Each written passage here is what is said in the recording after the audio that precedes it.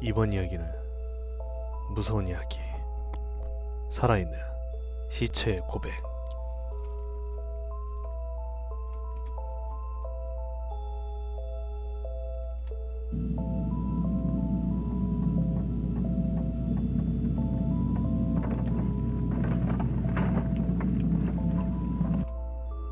갑자기 눈사태가 일어났다.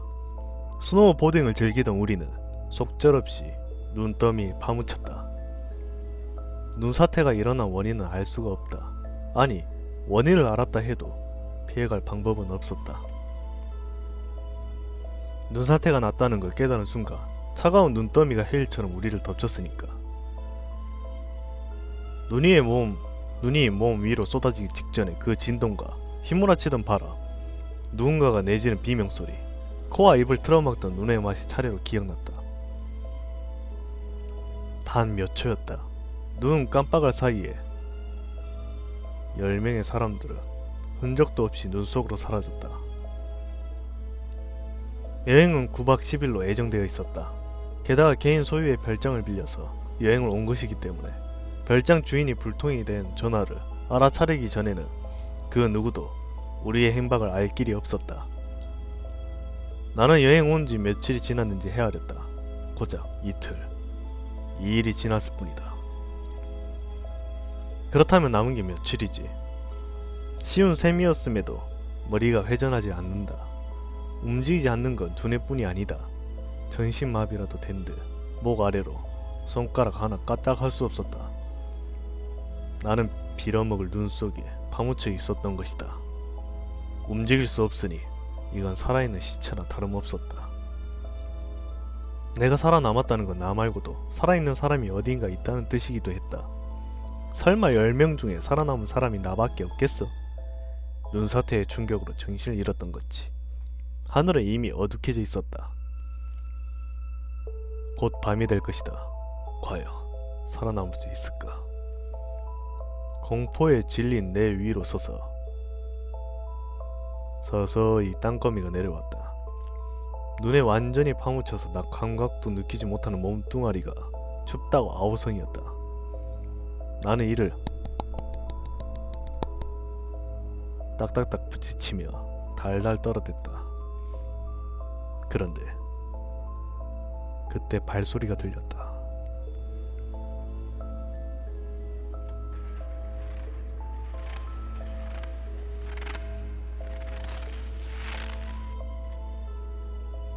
무언가가 눈을 밟으며 다가오고 있었다. 사람이다. 반가운 마음에 살려달라고 외치던 나는 도로 입을 다물었다. 사람이 아니면 어쩌지? 이 산에 야생동물이 있었던가?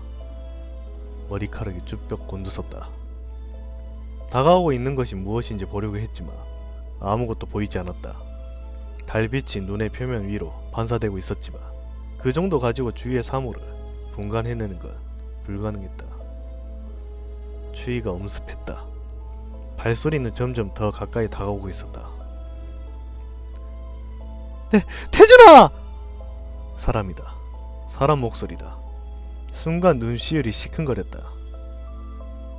사람 소리가 이렇게 반가울 줄이야.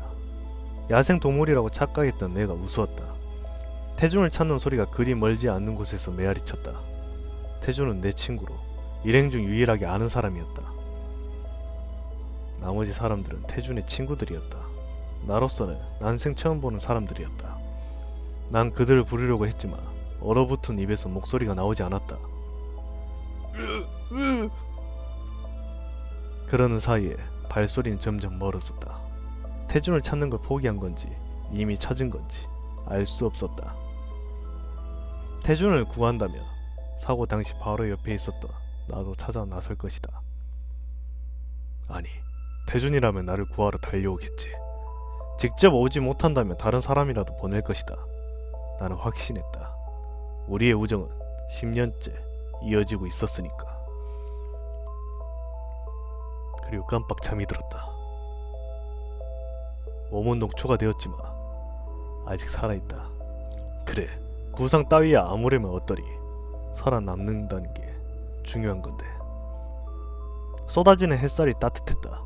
꼼짝할 수 없는 건 여전했지만 눈 밖으로 나와 있는 머리라도 따뜻한 배숫재니 살 것 같았다. 밤에는 보이지 않았던 것들이 눈에 들어오기 시작했다. 100여 미터 떨어진 곳에 검은 무언가가 있었다. 검은 스키복, 태준이었다. 일행 중에 검은색 스키복을 입은 거 태준 하나였다. 나는 태준아! 하고 그의 이름을 불렀다. 지난 밤에 얼어붙어 있던 입이 녹았는지 자유자재로 움직였다. 조급해 함에 연이어 태준을 불러댔지만 그는 미동도 하지 않았다. 다쳤을지도 모른다. 태준이가 죽었을 리가 없다. 지난밤 태준을 애타게 찾던 일행들은 해가 밝았을 때 어서 찾으러 오지 않고 뭘 하는 걸까? 엉뚱한 곳을 찾고 있는 걸까? 빨리 왔으면 좋겠는데 저대로 내버려두면 부상은 둘째치고 체온이 떨어져서 동사하고 말 것이다. 눈에 파묻혀 있는 나도 마찬가지고 머리 꼭대기 위에서 빛나던 태양은 금세 기울어졌다. 일단 해가 기울기 시작하자 온도가 급격히 떨어지는 게 느껴졌다. 체력이 약해져서 자꾸만 잠이 몰려왔다. 잠이 들었다가 태준도 나도 동사할 것임을 알았지만 몰려오는 잠을 막을 수는 없었다. 가물거리며 감기는 눈꺼풀 사이로 태준의 몸이 꿈틀 움직이는 것을 보았다. 그러나 곧 잠이 들어버렸으므로 간절한 소망이 담긴 환각인지 현실인지 확인할 수가 없었다. 낯선 소리에 눈을 떴다. 눈조차 마음대로 뜰 수 없을 정도로 몹시 지쳐있었다. 특히 갈증 때문에 입술이 바짝 말라갔고 목구멍이 타들어갔다. 바로 코앞에 눈이 널리고 널렸지만 꼼짝도 할 수 없는 나로서는 입맛만 다실 뿐이었다. 그때 낯선 소리가 또 다시 들렸다. 태준이가 있던 곳을 바라보았다. 그가 누워있던 자리에는 빗자국만 남아있었다. 빗자국을 따라가자 웅크린 그림자가 보였다. 나무에 등을 대고 기대고 앉았다.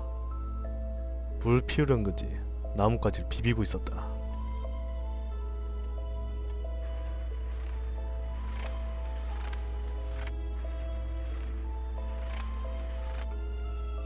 내가 들은 소리가 저 소리였던 듯하다.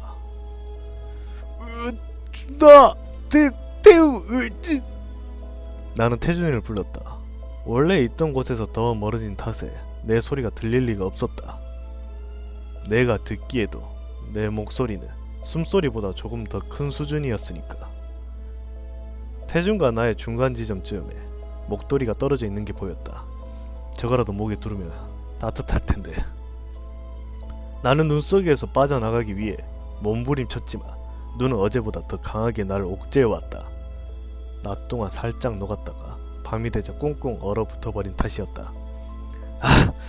제게 구조대원들은 오지 않는다. 뭘 하고 있는 걸까? 억울하게 죽어가고 있는데 뭘 하고 있는 거냐고. 여기서 무사히 빠져나가기만 하면 두고 보라지. 고소하고 말 거야. 가만두지 않을 거라고. 아니야. 나가기만 해주면 내 전재산이라도 주겠어. 구해줘. 구해달라고. 오지 않고 뭘 하는 거야. 다시 아침이 되었다. 며칠이 지난 걸까? 기억이 드문 끊어져 있기 때문에 며칠이 지났는지 짐작도 되지 않았다. 나는 눈을 뜨는 것도 숨을 쉬는 것도 힘들었다. 추위도 추위지만 무언가를 먹어야만 한다. 개슴철에 뜬 눈꺼풀 사이로 태준이 보였다. 그는 토끼처럼 굴을 파고 들어가 있었다. 그래, 확실히 저렇게 하면 따뜻하겠지. 그와의 거리는 이제 200여 미터쯤 되는 것 같았다. 햇볕이 잘 들고 바람을 막아주는 곳으로 자리를 옮긴 듯했다. 더 멀어지기는 했지만 그래도 어째서 나를 발견하지 못하는 걸까? 아니, 어째서 나를 찾으려 노력조차 하지 않을까? 분명히 자기 혼자만 조난되었다고 생각하는 모양이다. 내 친구가 여기 있다고. 이 멍청한 자식아! 혼자서 뭘 처먹는 거야? 과자? 기가 막히는군. 누가 보드를 타러 나오면서 과자를 주머니에 쑤셔놓고 오는 거야. 기가 막혀. 기가 막힌다고 태준아. 혼자 뭐 처먹지 말고 나도 좀 줘, 야. 태주는 무언가에 열중하느라 내 쪽은 거들떠 보지도 않았다. 잘 보이진 않았지만 과자 포장지를 핥는 것처럼 보였다. 하기야 조그마한 과자 한 봉지 가지고 며칠을 버틸 리 없었겠지. 그 순간 태준이가 기침을 토해냈다. 기침 끝에 토해낸 피가 여기서도 똑똑히 보였다. 하얀 눈은 금세 빨갛게 물들었다. 쌤통이다 개자식. 혼자 처먹은 머리라고. 다음날 먹을 것이 필요하다. 태준은 눈을 한 움큼씩 집어서 물 대신 먹어치우고 있었다. 그 옆에 사람 한 명이 들어갈 정도의 굴이 파져 있었다. 밤바람을 피할 때 여긴 할 터였다. 나는 오늘 밤은 버틸 자신이 없었다. 씨발. 손이라도 자유롭다면 돌멩이라도 주워 던져서 내 위치를 알릴 텐데 나는 여전히 빌어먹을 눈 속에 파묻혀 있었다. 며칠이 지났지? 지금이 밤인가? 아니면 낮인가? 아침인가? 오후인가? 도대체 여기가 어디더라? 그래, 나는 보드를 타러 나왔었지. 태준이 저 새끼는 아직 팔팔해 보였다. 혼자 어기적거리며 돌아다니기라도 했다. 한쪽 다리가 망가졌는지 몇 걸음 가지 못하고 푹 꼬꾸라지길 반복했지만 그래도 나보다 나았다. 태준이를 불러야 되는데 소리칠 기운은커녕 눈을 뜨기 있기도 힘들다. 배가 고프다. 먹을 것이 필요하다. 태준도 마찬가지인지 빈 과자 봉지를 핥아먹고 있었다. 하도 핥아먹어서 이젠 가루와 염분조차 남아있지 않은 것이 분명하지만 저 녀석은 멍청하게도 그것을 계속 핥고 있었고 더 기막힐 일은 과자 봉지를 핥고 있는 태준을 부러워하는 나 자신이었다. 이러다가 늑대나 들깨로 나타나며 꼼짝없이 산채로 뜯어먹힐 상황이다. 나는 지금 송장이나 다름없었으니 놈들의 이빨 피할 길도 없었다. 태준이 놈이 흘려대 피냄새를 맡고 나타나기로도 한다면 어쩌지. 저 자식은 상처를 잡아 묶기라도 할 것이지 왜 여기저기 피를 뿌리고 다니는 거야. 그래, 산짐승이 보기엔 태준이나 나나 지쳐있는 먹잇감에 불과하겠지. 큼직한 고깃덩어리 2개나 반쯤 된 냉동된 채로 나뒹굴고 있는 셈이지. 고깃덩어리 냉동실에서 꺼내 해동하기 시작된 시뻘건 덩어리 뜨겁게 달군 팬에 넣으면 칙 육즙을 흘려가며 금세 익을 테지. 나는 입맛을 다졌다. 허기가 요동쳤다. 어디선가 본 적이 있었다. 조난당한 사람들의 이야기를. 설원이든 황무지든 장소는 바뀌어도 변하지 않는 공통점이 있었다. 자연은 그들을 집어삼켰고 그들은 생존하기 위해 동료들의 시체를 집어삼켰다. 그리고 끝내 생존했다. 누가 생존한 자를 비난하겠는가. 자신들이 무슨 자격이 있어서. 비난은커녕 박수를 받아 마땅한 일이었다. 영화 속에서도 처음에 시계를 혐오하던 사람들은 벼랑 끝에 시선 동료를 보며 말한다. 내가 죽는다면 내 살을 먹어도 돼. 동료는 뜨거운 눈길로 눈시울을 적히며 고개를 끄덕인다. 순간 태준과 내가 그러한 영화 드라마 속의 주인공이 된 착각이 들었다. 자그마치 10년치의 우정이라며 주인공 자질을 맡아도 되지 않을까. 그러니까 태준아, 내 살점을 한 점 줄 테니까 네 살을 한 입만 줘. 좀 주라고 이 자식아. 줘! 몸이 흔들린다. 누군가 내 몸을 눈 속에서 꺼내고 있었다. 드디어 구조된 건가? 나는 잘 떠지지 않는 눈을 겨우 떴다. 검은색 스키복 태준이다. 태준이가 드디어 나를 본 것이다. 몸만 겨우 내밀고 꽁꽁 얼어붙은 나를 얼굴에 닿는 태준의 손은 따뜻했다. 한낮이라 햇살이 비치고 있기 때문인 듯 했다. 미안해. 괜찮아. 그러나 입을 달싹일 힘조차 없었다. 나는 눈을 뜨는 것도 포기하고 태준이 연신 사과하는 것을 들었다. 태준은 나를 눈 속에서 완전히 꺼내어 눕혀놓았다.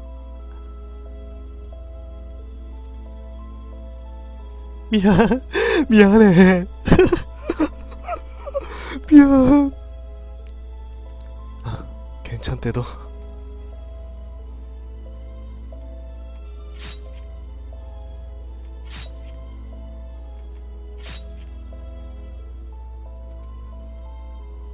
무언가를 잘라내는 소리가 들렸다. 뭐지 이 소리는? 눈을 뜨려고 할수록 눈꺼풀이 경련했다. 손상된 영상 필름을 재생시킨 것처럼 눈앞의 것들이 어두워졌다가 밝아졌다가 반복한다. 태조는 잘라낸 천조각을 내려놓고 있었다. 흰색 스키복이다. 내가 입고 있었다. 스키복의 색을 떠올린다. 흰색이다. 태조는 지금 내 옷을 잘라내고 있는 것이다. 왜? 어째서? 미안해. 정말 내가 오자고 하지만 않았어 너. 태준이 내 얼굴 쪽으로 걸어왔다. 한 손에는 깨진 안경 알이 들려져 있었다. 일행 중 누군가가 선글라스를 썼었다.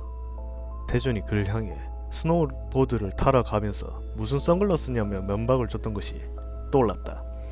그 선글라스를 쓴 남자는 면박에도 뭐 안 넘어지면 괜찮아 라고 웃었다. 그걸 어디에서 용케 주워가지고 온 모양이다. 태준의 손이 내 눈을 덮었다. 나는 떨쳐내려고 했지만 죽음이 코앞까지 다가왔는지 눈이 조금도 움직여지지 않았다.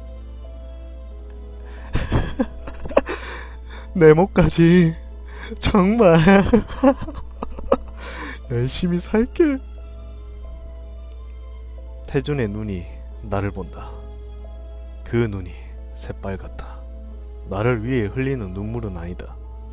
생존의 희열, 허기를 면할 기대감에 물들어 있었다. 흐려지는 의식 너머로 쩝쩝거리는 소리가 이어졌다.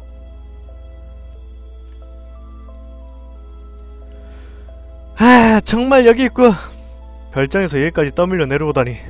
눈사태가 무섭긴 무서워. 그 사람은 다리가 완전히 부러졌다면서 여기서 저기까지 기어 올라간 건 거야? 와, 의지가 대단한 친구네. 이 친구는 목이 부러졌어. 즉사했겠는데 불쌍하게. 야, 그래도 추위에 떨다가 동사하는 것보다 낫지 뭘. 다른 9명은 무사히 살아남았는데 들었어? 어제 구조된 청년 말이야. 박태준인가? 그 친구는 굴을 파고 들어갔다더라고. 주머니에 있던 과자랑 눈으로 버텼다고 하는데 그 바로 코앞에 희비가 갈리는구만. 친구 시체를 보면 무슨 생각을 했을까? 아무래도 헬기를 옮겨야겠는데. 다리를 좀 잡아봐. 잠깐! 야, 이것 좀 보게. 이게 무슨 자국이지? 뭐 근처에 들짐승이라도 있었나 보지. 겨울엔 먹을 게 없어서 종종 사람 사는 데 내려오니까. 아무래도 태준이라는 사람 가자로 열을 버텼다는 거 한 거 맞아? 그래, 분명히. 구조대원은 말을 멈추고 동료의 발을 잡아당겼다. 그는 뒤집어진 듯 시체의 뒤쪽을 가리키고 있었다. 둔부와 허벅지가 심하게 훼손되어 있었다. 사내는 입을 열었다가 도로 다물었다. 포를 뜬 자국이니 얇게 점인 자국이니 하는 자신의 착각을 차마 내뱉지 못했기 때문이다. 조금 뒤 시체는 들것에 실려 단단히 고정되었다. 무전을 받은 헬기가 저 멀리서